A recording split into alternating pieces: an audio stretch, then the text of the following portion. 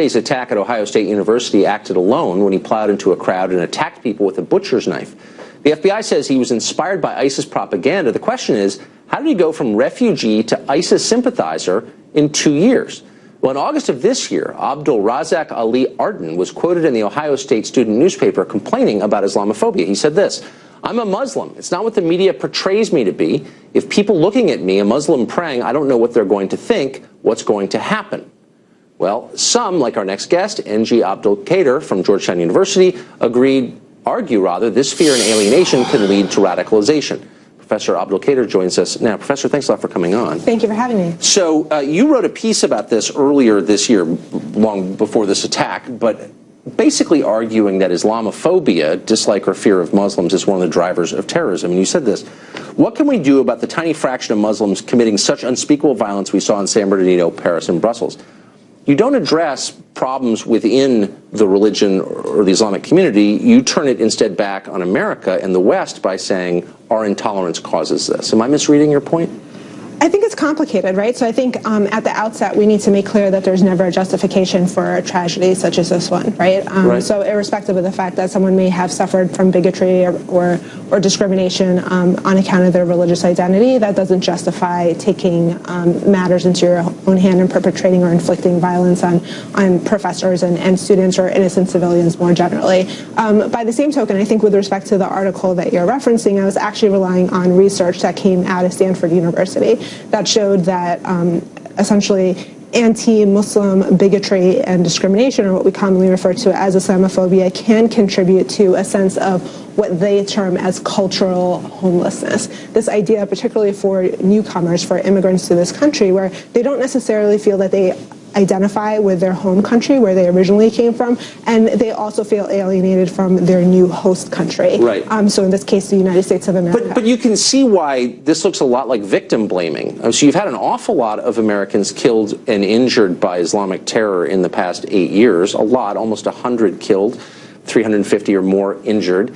And you're basically saying that that happened because America is not hospitable enough to Muslims, and that seems unfair. Absolutely not.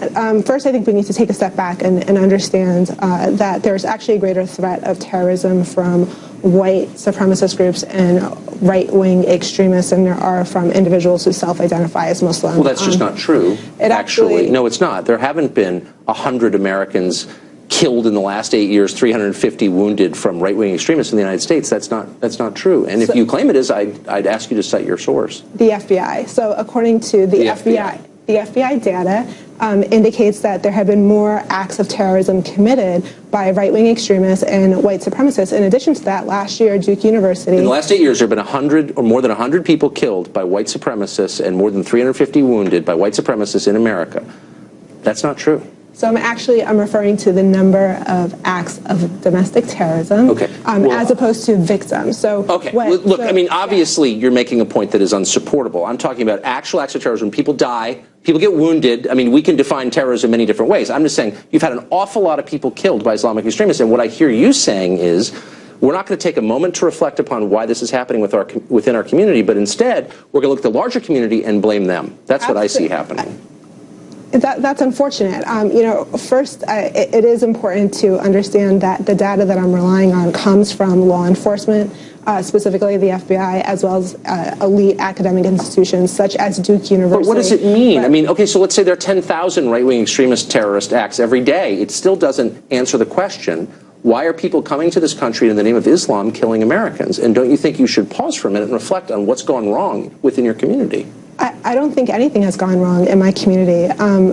First of all, there are about 3 to 7 million Muslim Americans in this country, and the individual who perpetrated this atrocity at this university is far from representative of that 3 to 7 million. Well, I don't think he is either, and I'm not suggesting that. I'm just saying I'm an Episcopalian, and if you saw 100 people murdered by Episcopalians in the name of the Archbishop of Canterbury in the last 8 years, a lot of us at church would be saying, "What the hell is this? So what can we do to stop it?" Right, and so let's take a moment to reflect upon that. When there are extremists that perpetrate a bombing at an abortion clinic in the name of Christianity, as Americans, we know enough about Christians and Christianity to sort of place a psychological space between that act that was committed by that individual and the rest of the population. I'm sorry, I can't take that seriously. The scale is just not proportionate or comparable at all. I would disagree with you. I think that the numbers say something different. I actually wrote a whole book on crime. I know what the numbers are. It's not even close. It's not even close.